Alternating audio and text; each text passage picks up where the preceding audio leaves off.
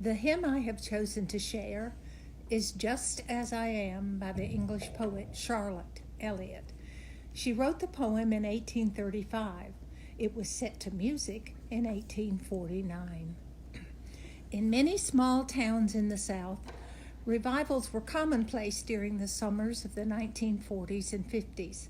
My hometown was so small, interdenominational tent revivals were the norm.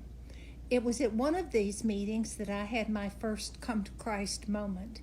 I was 11 or 12 years old, and I remember the feeling so well. As I slipped out of my aisle seat and stood on the grass, I heard my parents gasp, and then they smiled.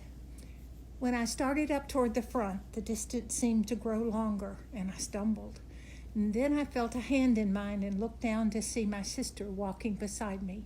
And so we made our journey to Christ together, to that gentle hymn, Just As I Am.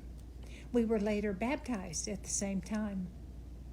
A year or so after that, we were on a family vacation in Florida and had the opportunity to hear Billy Graham preach, George Beverly Shea sing How Great Thou Art, and hear the hymn with which Dr. Graham closed every sermon, Just As I Am.